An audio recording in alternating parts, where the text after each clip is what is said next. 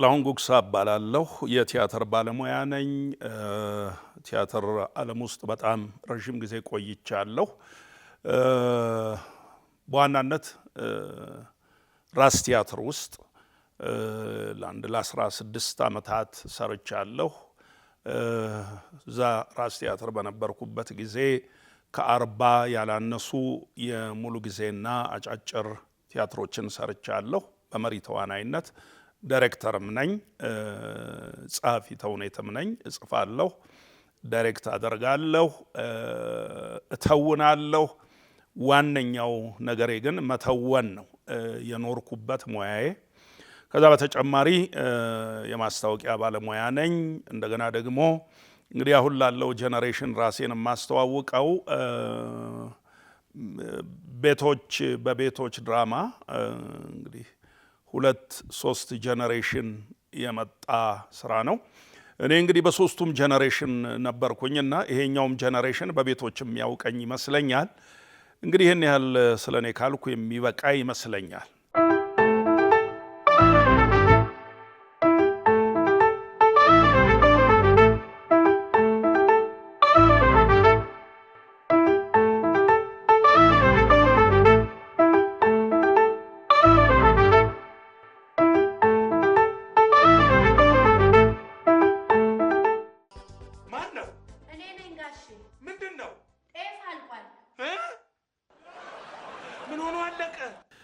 እንግዲህ ብዙ ጊዜ ቀደም ሲል የተሰሩ ስራዎች በካሴት ተቀርጸው ወይም በሌላ ዘመናዊ የቀረጻ መሳሪያ ተሰርተው ወደ ህዝብ መድረስ አልቻሉም እንጂ እኔ በግሌ የምረካባቸው በጣም ብዙ የመድረክ ቲያትሮች አሉ እና አብዛኞቹ ትራጀዲ ስራዎች ናቸው እኔ የሰራኋቸው እና በጣም ሲሪየስ የሆኑ ካራክተሮች።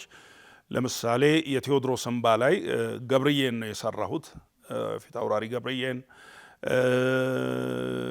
የመሃን ትሩፋት የሚባል ቲያትር አሻራ ላይ እጅግ በጣም ትልቅ መልእክት ያለው ቲያትር፣ የሙሉ ጊዜ ቲያትር። እንደነዚህ አይነት ብዙ የመድረክ ቲያትሮች ሰርቻለሁ። ግን በጊዜው የሚሰሩ ቲያትሮች አይቀረጹም ነበረ። ከምን ፍራቻ እንደሆነ አላቅም። ይጠፋሉ፣ ይዘረፋሉ፣ ይሰረቃሉ፣ ሳናስበው ወደ ውጭ ይወጣሉ የሚል ሀሳብ ስለነበረ ነው። ግን ቢቀረጹና ሰው ቢያያቸው የተሻለ ነበር። ተሰርቀውም ተዘርፈውም ህዝብ ዘንድ ቢደርሱ ጥሩ ነበር። ለማንኛውም ግን ወደ ህዝብ በስፋት የደረሰው የመጀመሪያው መንጠቆ ነው። መንጠቆ የሞሊየር ፈረንሳዊው ሞሊየር ድርሰት ነው። እኔ የሰራሁትን መንጠቆ ወደ አማርኛ የመለሰው ተርጓሚ ሙላቱ ገብሩ ነው። ነገር ግን ፍጹም ኢትዮጵያዊ ሆኖ የተሰራ ነው። እንደውም አንድ ጊዜ አቶ ሙላቱ ገብሩ እየደጋገመ ያየው ነበርና እኔ ስሰራው በመጨረሻ ይሄ የሞሊየርም ድርሰት አይደለም፣ የኔም ትርጉም አይደለም፣ ያንተ የራስ ስራ ነው። ስለዚህ ለ10 ዓመት እንደፈለክ እንድትሰራው በነፃ ሰጥቻለሁ ብሎ በወረቀት ፈርሞ ነበር የሰጠኝ እና በየጊዜው አዳዲስ ነገር እየተጨመረ በየጊዜው እያደገ የተለየ ሆኖ ፍጹም ኢትዮጵያዊ ሆኖ በጭራሽ የውጭ ትርጉም እስከማይመስል ድረስ እና ብዙ ሰዎችም ደግሞ ያነበቡ ሰዎች ካልሆኑ በስተቀር መንጠቆን አይተው የሞሊየር ድርሰት ነው ከውጭ ወደ አማርኛ የተመለሰ ነው ብለው መገመት ያዳግታቸዋል። እና መንጠቆ ምንድነው? በኢትዮጵያ ቴሌቪዥን ተቀርጾ ወደ ህዝብ ደርሷል። ከዛ በካሴትም ተቀርጾ ጥሩ ጥራት ያለው ቀረጻ አይደለም ወጥቷል። እሱም እንግዲህ በብዛት እንዳሁን ቴሌቪዥኖች ባልተስፋፉበት ጊዜ እነዚህ ቲክቶኮች ኦር አዘር ወደ ህዝብ የሚደርሱ የሶሻል ሚዲያ ፕላትፎርሞች ባልነበሩበት ጊዜ መንጠቆ በቴሌቪዥን ታይቶ ከዛ በካሴት ወጥቶ በመላው ዓለም ተሰራጭቷል። ኢትዮጵያዊ ባለበት ሁሉ ከአውስትራሊያ የሚመጡ ሰዎች ይነግሩኛል፣ ከአሜሪካን የሚመጡ ሰዎች ይነግሩኛል፣ ከኢሮፕ ከኤዥያም ያሉ ኢትዮጵያውያኖች ወደዚህ ሲመጡ ይነግሩኛል እና በጣም የሚወዱትና በጣም የሚያደንቁት ስራ እንደነበረ ይነግሩኛል። እንግዲህ ትንሽ የቀረጻ ችግር ስለነበረበት አሁን እሱን እንደገና ልሰራው አስባለሁ እና በደንብ በተሟላ ዘመናዊ የቀረጻ መሳሪያ ምክንያቱም እኔ መስራት እችላለሁ እግዚአብሔር ይመስገን አቅሙም አለኝ መስራት ስለዚህ ቀድሞ ከተሰራበት በተሻለ ሁኔታ ሰርቼ ለህዝብ ላቀርበው ፈልጋለሁ እና እሱ ነው እንግዲህ በአብዛኛው ወደ ህዝብ ገብቶ ከህዝብ ጋር ያስተዋወቀኝ ብዬ አስባለሁ አው ተይዞ መጥፋቱ ሳይሻል አይቀርም ኦይ ምን ማለት አንዲት ልጅ ከአባቷ ፈቃድ ውጪ እቺን ታክል ፈቀቅ ማለት የለባት የሰውየው ገጸ ባህሪ በጣም አስቸጋሪ ነው በነገራችን ላይ እሱን ሰሳራ ከመስራቴ በፊት አንድ በጣም ሀብታም የነበሩ ሰውዬ ነገር ግን በጣም ሀብታም ስለ ሀብታቸውን መግለጽ አልችልም የድሮ ሰው ናቸው በጣም ከፍተኛ ከ10 ያላነሱ ቪላ ቤቶች ያሏቸው 10 ቪላ ቤቶች 10ሩም ቪላ ቤቶች ለውጭ ዜጎች የተከራዩ ናቸው ድሮ አከራይተውት የነበረው በኋላ ተወረሰባቸው እና እሳቸውን አይነበረ እሳቸው ለ10 ሳንቲም 24 ሰዓት ሊከራከሩ ይችላሉ ለ10 ሳንቲም 10 cents እና እሳቸውን አይነበር ብዙ ጊዜ እና አነጋገሩንም በእሳቸው ስታይል ነበር የሰራሁት ሌላው አንድ ጊዜ እንደዚሁ ታክሲ ድሮ ታክሲ 25 ሳንቲም ይከፈል ነበር እነዚህ ላዳዎችና በእነሱ ተሳፍረን በአንድ ላዳ ታክሲ ከጓደኞቼ ጋር ለቅሶ ለመድረስ የሆነ ቦታ ስንሄድ እንግዲህ ትንሽም ፍራንክ አገኘ ነበርኩት እኔ ስለነበርኩኝ እና ታክሲ ልከፍል ቦታው ጋር ደርሰን አውርደን ስንለው ባለ ታክሲው አልቀበልም አለ ለምን ስለው አንተ ልትከፍላው እንዴ ከዚህ ስትወርድ ብትሞትብኝስ በፍጹም አልቀበልህም አለ በቃ ያ ነገር ገብቶበታል ማለት ነው የኔ ባህሪ ፐርሰናል ባህሪም ያ ልክ እንደዛው አይነት መስሎ ተስሎበታል ማለት ነው ውስጡ ለማንኛውም እኔ እንደዛ ነኝ እንደዛ አይደለሁም ከመልልቅ በኔ በቅርብ ያሉ ሰዎችን የኔን ጓደኞች ከኔ ጋር አብረው የሚሰሩትን ሰዎች የኔን ቤተሰቦች መጠየቅ ይቻላል እና ነኝ አይደለም ብዬ መመለስ I think it's not important ሀብቶ ለልጅ ልጅ የሚተርፍ እንደው ጠባይስ ጨዋ መሰረተ ጨዋ ምንም አይወጣለት የበረዶ ዘመን ሲትኮም ነው እኔ ፕሮዲውሰር ነኝ ደራሲና ዳይሬክተሯ ሄለን ታደሰ ናት የሷ ስራ ነው ድርሰቱ የሷ ነው ዳይሬክቲንጉም የሷ ነው እኔ ፕሮዲውሰር ነኝ የበረዶ ዘመን ላይ ሲትኮም ነው 1990ዎቹ ውስጥ ነው የተሰራው ከዛ ጀምሮ ነው እንግዲህ እኛ ሲትኮምን መስራት የጀመርነው ይሄ ሲትኮም እንደ ሌሎቹ ነገሮች ቴሌቪዥን አየር ላይ አልዋለም ኢንፋክት ለቴሌቪዥን ሰጥተን ነበር ቴሌቪዥኖች አይተውት ነበር ግን በወቅቱ ትንሽ እንትኑ አልነበረም የሲትኮምን ነገር የመረዳት ነገር አልነበረምና የተወሰነ ጊዜ ቴሌቪዥን ቆይቶ ይሄን ያህል ጊዜ ከቆየ ጊዜውም ስለሚያልፍ እና ከሚበላሽም ብለን ምንድነው ያደረግነው አራት ኤፒሶድ አድርገን ልክ እንደ ፊልም ሸራተን አስመረቅን አራቱን ቀጥሎ ደግሞ አራቱ ሲሰራ እሱንም ሸራተን አስመረቅነው ከዛ በኋላ ወደ ሲኒማ ቤት ነው የወሰድነው እንግዲህ በነገራችን ላይ እነዚህ በቪኤችኤስ የሚሰሩ ፊልሞች ሲኒማ ቤት አየር ላይ የመዋሉም ጉዳይ ፓዮኔር እኛ ነን ቀደምት ግንባር ቀደም ፋና ወጊዎች ሆነን ለመጀመሪያ ጊዜ የበረዶ ዘመንን በአዲስ አበባ መዘጋጃ ቤት ቲያትርና ባህል አዳራሽ ውስጥ ስናቀርበው ኢቭን ያዳራሽ ኪራይ ዋጋ ተመን እንኳን አልነበረም ያኔ ስለዚህ ምን ይሻላል በምን እናስከፍላችሁ የሚለውን ነገር አንስተው በቃ ለጽዳትም ለምንም የሚሆን 500 ብር ክፈሉና ዝም ብላችሁ ስሩ ብለው ነው ያሰሩንና ቀደምት የበረዶ ዘመን ነው ከበረዶ ዘመን ጀመርን እያልን ወደ ቤቶች መጣን ማለት ነው አይኔ ነው ጋሽዋ ምንድነው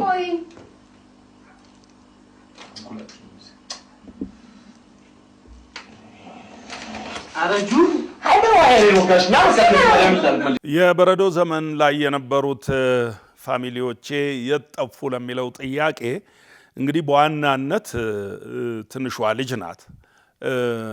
ያኔ የ7 ዓመት ልጅ ናት እዛ ላይ ስትተውን። እሷ ኤልሮኢ ጥላሁን ትባላለች። በአሁኑ ጊዜ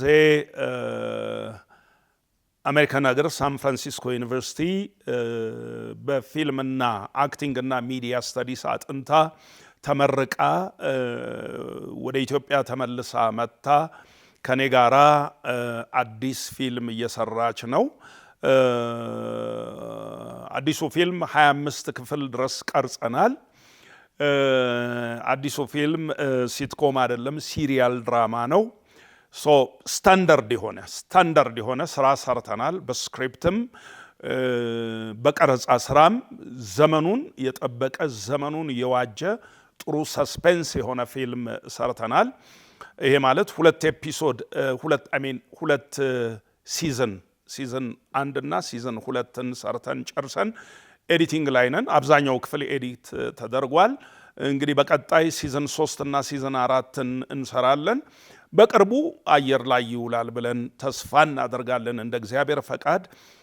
ይሄው ሁሉ ቤቱ፣ ይሄው መኖሪያው፣ ይህንን ያህል ሚሊዮን ብር የሚያወጣ ቤት ይግዙ ሳይሆን የራስዎን ቤት ራሱ ይገንቡ ነው መልእክቱ። እኔ ማስታወቂያን የጀመርኩት ገና ቲያትር ቤት እንደገባሁ ነው። ቲያትር ቤት እንደገባሁ አንድ እሁድ ቲያትር ፐርፎርም ስናደርግ አቶ ውብሸት ወርቅአለማው ቲያትሩን ለመታደም ቲያትር ቤት መጥቶ ነበረና ጋሹ ውብሸት ከዛ በኋላ ቲያትሩን አይቶ ሲጨርስ መጨረሻ ጠበቀኝና ሰላምታ ሰጠኝ። ከዛ በኋላ እራት ጋበዘኝ፣ አወራን።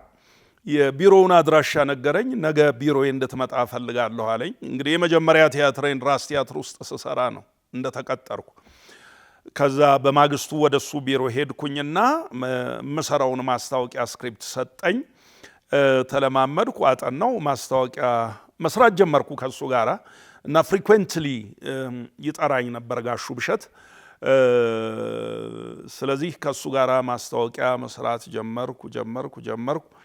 እየሰራው ራሴን ወደ ማግኘት ስመጣ በኢትዮጵያ ዘመን አቆጣጠር 1986 ዓመተ ምህረት ራሴን መቻል አለብኝ ብዬ የራሴን የማስታወቂያ ድርጅት ፈቃድ አውጥቼ በ1986 ከአቶ ውብሸት ወርቅአለማው አንበሳ ማስታወቂያ ድርጅት ቀጥሎ በኢትዮጵያ ውስጥ ሁለተኛው የማስታወቂያ ድርጅት ሆኖ የኔ የጥላሁን ጉግሳ አድቨርታይዚንግ እና አርቲስቲክ ፕሮሞሽን ተመሰረተ ማለት ነው። ከዛን ጊዜ ጀምሮ ደግሞ የተለያዩ ማስታወቂያዎችን በዚሁ በማስታወቂያ ዘርፍ ስሰራ ቆይቻለሁ። እኔ ማስታወቂያ ስሰራ የምከተለው መስመር ምንድነው? የመጀመሪያ ልክ ስጀምር የግሌን ማስታወቂያ መስራት ስጀምር ወረቀት ላይ ያስቀመጥኩት አንድ ነገር ነበርና እንደ ፕሮፖዛል ሆኖ አንድ ገዢ ሐሳብ አለው። ማስታወቂያ ለኛ ውበት ነው የሚል ከሚናገረው ነገር ከሚጠቁመው ነገር ከሚከናወኑት ነገሮች ባላነሰ መልኩ ውበት ሊኖረው ይገባል ብዬ አምናለሁ። ማስታወቂያ አትራክቲቭ ሊሆን ይገባል። ማስታወቂያ ሲሰራ ስቶሪ ሊኖረው ይገባል።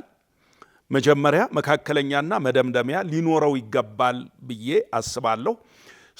እዚህ ውስጥስ ምንድነው መጨመር ያለበት የሚሉትን ነገሮች ሁሉ ጊዜ በጥልቀት ለማየት ሞክራለሁ። እንግዲህ ሌሎች ነገሮችን እየተነጋገርን እዚህ ሰዓት ላይ ደርሰናል።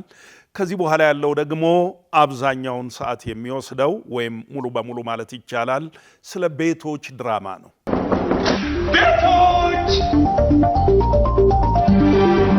የቤቶች ድራማ ጥንስሱ የተጠነሰሰው በ1996 ዓመተ ምህረት ነው። በ1996 ዓመተ ምህረት 14 ክፍሎችን ጻፍኩኝ እና ወደ ኢትዮጵያ ቴሌቪዥን ገቡ። ከኢትዮጵያ ቴሌቪዥን ውጪ ሌላ ጣቢያዎች አልነበሩም በዛን ጊዜ እና ወደ ኢትዮጵያ ቴሌቪዥን ገባ። ከ1996 ጀምሮ እየተንከባለለ 97 እና 98 ትንሽ የምርጫ ግርግሩም ምናምን ነበር 99 2000 እያለ ወደ ሌላ ስራ ገብቼ ነበረ ከዛ በኋላ እንደገና ቆይቶ 2003 ላይ ሐሳቡ እንደገና ተነሳና ተጀመረ እንደገና የመጀመሪያውን 14 ክፍሎች ጻፍኩኝ ምክንያቱም ያኛው ኦሬዲ ወቅት ያለፈበት ነበር እንደዚህኛውም በሰል ያለ አልነበረም ግን ዝም ብዬ በአብዛኛው ሂዩመር ላይ መዝናኛ ላይ ሳቅ ላይ የሚያተኩር ነበር በፊቱ ስለዚህ ሁለተኛውን 14 ክፍል ስጽፍ ግን ምንድነው በዋናነት እንደ ክርም ሆኖ የሚያገለግል መልእክቱ ምንድነው ክር በጣም ቀጭን ነገር ነው በአንድ ኤፒሶድ ላይ አንድ ቀጭን መልእክት እንዲኖረው በማሰብ በዛ መሰረት መንደርደሪያ አድርጌ የጻፍኩትና የጀመርኩት ስራ ነው ማለት ይቻላል ከመሸ ብቻውን ጥሩ አይደለም ተይዟል ማለት አይገባም እንደ ሰውዬ ይዘነዋል ከየት ከፖሊስ ጣቢያ ነው እንደምትደውሉት አይደለም ታደከት ነው በቤቶች ጉዳይ ላይ ደራሲ ብቻ አይደለሁም እኔ እርግጥ የመጀመሪያዎቹን ክፍሎች ለሌላ አዘጋጅ ሰጥቼ ነበርና አዘጋጅ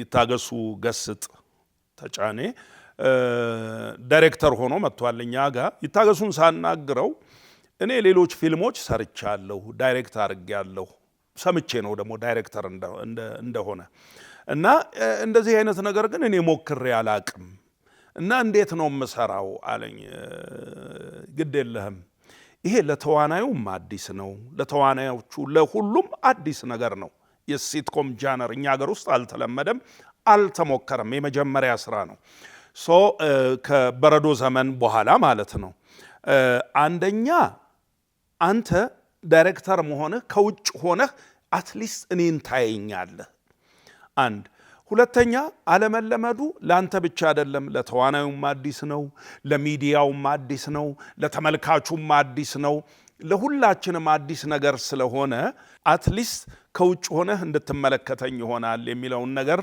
ተግባባንና እሱ ዳይሬክት ማድረግ ጀመረ እኔ ጽፋለሁ እሱ ዳይሬክት ያረጋል እኔ ጽፋለሁ እሱ ዳይሬክት ያረጋል እኔ አብሬ ተውናለሁ እንደዚህ ያል ተጓዝነና ከተወሰነ ጊዜ በኋላ ደግሞ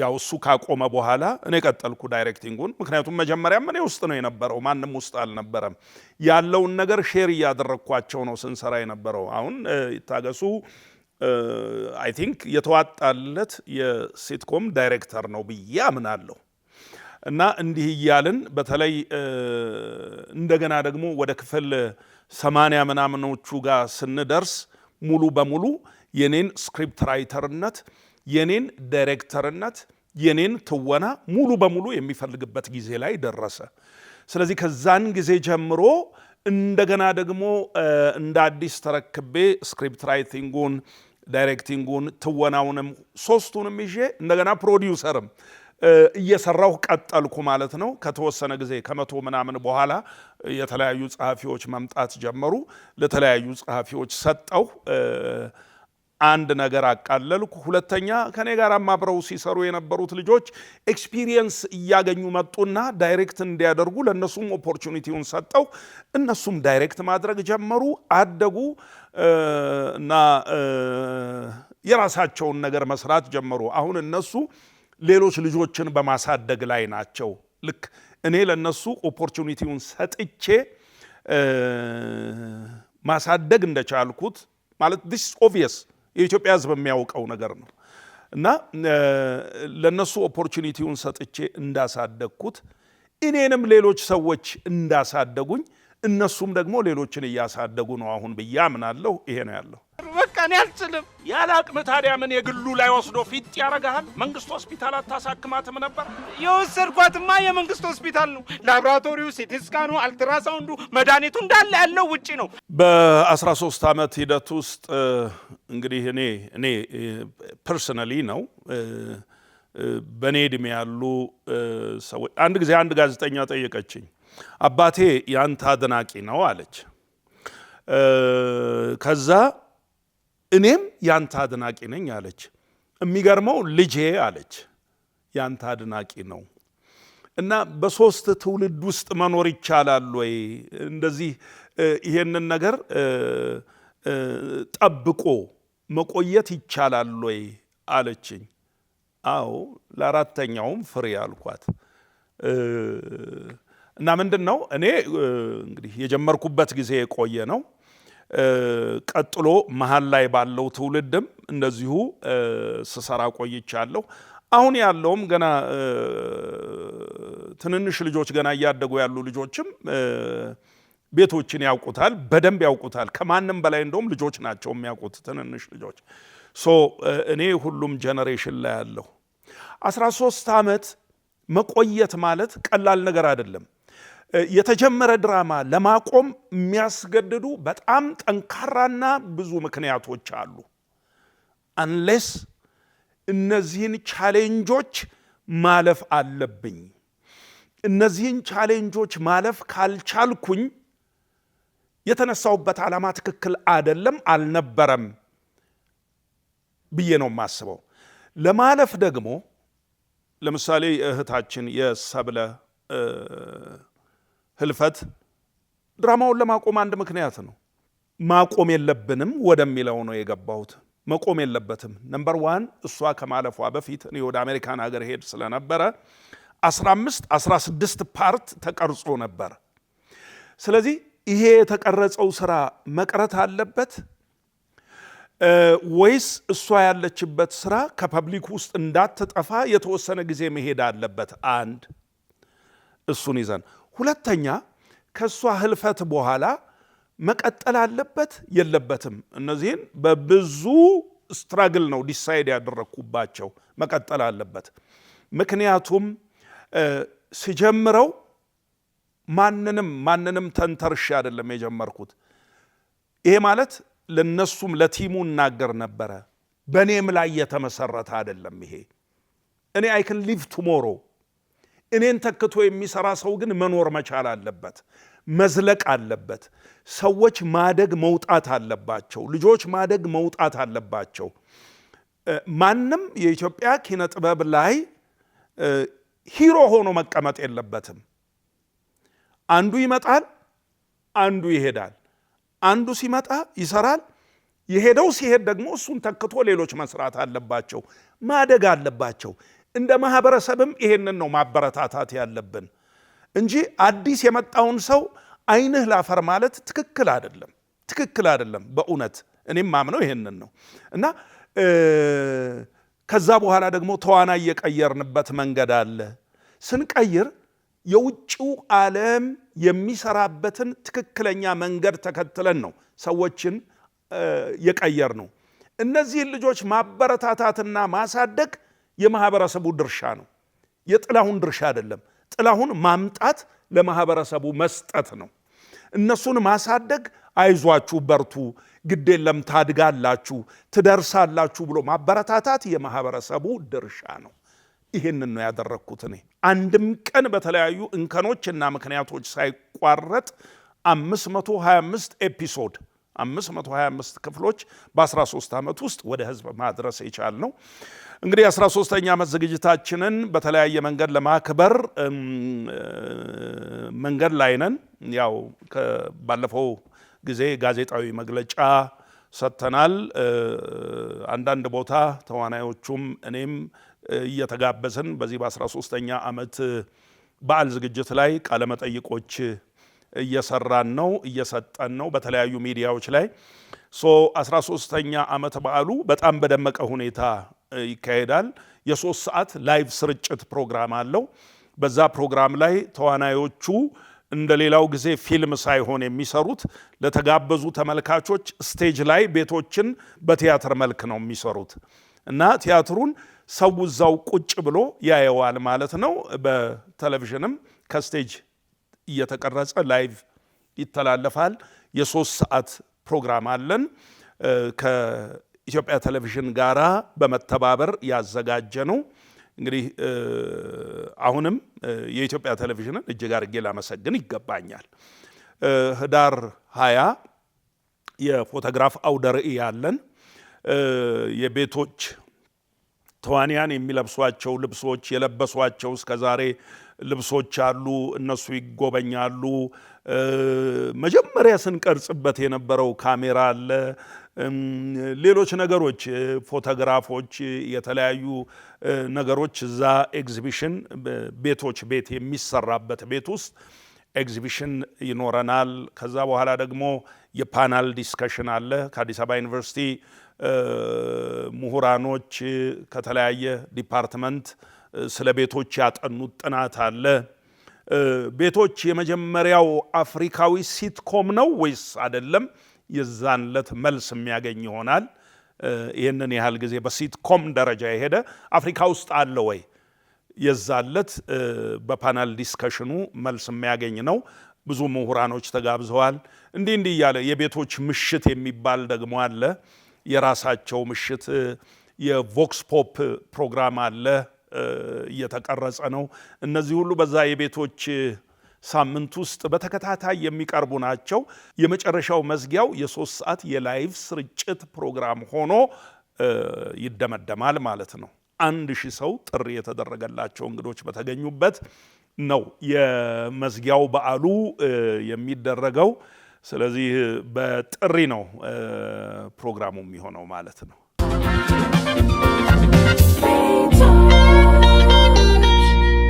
ከሁሉ በላይ ቅድሚያ ምስጋናውን እግዚአብሔር ይውሰድ። በመቀጠል ቤተሰቦቼን እጅግ አድርጌ አመሰግናለሁ። በጣም የሚያግዙ የሚያበረታቱ፣ ምን እንርዳህ፣ ምን እናግዝህ፣ እንዴት እናደርግልህ፣ ምን እናመቻችልህ የሚሉ ቤተሰቦች ስላሉኝ ባለቤቴን፣ ልጆቼን ሁሉ በሙሉ አመሰግናለሁ። በዙሪያ ያሉ አብረውኝ የሚሰሩ በተለይም ደግሞ 13 ዓመት ከኔ ጋራ የተሻገሩ በጣም ሊመሰገኑ የሚገባቸው ተዋናዮች አሉ። ተመልካችም ሲያያቸው የሚያውቃቸው 13 ዓመት ያስቆጠሩ እነሱ እንደውም 13 ብቻ አይደለም 14 ዓመት ከኔ ጋር ቆይተዋል እና እነሱ በኋላ የመጡትንም ምክንያቱም እንደገና ተጨማሪ ኢነርጂ ሆነውልናልና እነሱንም እጅግ አድርጌ ማመስገን እፈልጋለሁ። ሁልጊዜም የኢትዮጵያ ቴሌቪዥንን እጅግ አድርጌ አመሰግናለሁ። ከዛ በኋላ ደግሞ ጋብዛችሁ እንግዳ አድርጋችሁ ለአርት ያላችሁን ቫልዩ አውቃለሁ። አርትስ ቲቪ እረኛዬን እንዴት እንጠብቅና እንዴት እናይ እንደነበረ ሁሉ የኢትዮጵያ ሕዝብ ምስክር ነው። ከዛ በሕግ አምላክን እንዴት እናይና እንዴት እንጠብቅ እንደነበረ ሁላችን ምስክር ነን። ስለዚህ አርትስ ቲቪም በአርት ላይ እየሰራ ያለውን ነገር እጅግ አውቃለሁና እንግዳ አድርጋችሁ ስለጋበዛችሁኝ ብቻ ሳይሆን ለአርት ባላችሁ ቫልዩ ላመሰግናችሁና ላደንቃችሁ እወዳለሁ። ይሄው ነው ያለኝ ነገር። እግዚአብሔር ይስጥልኝ። አመሰግናለሁ።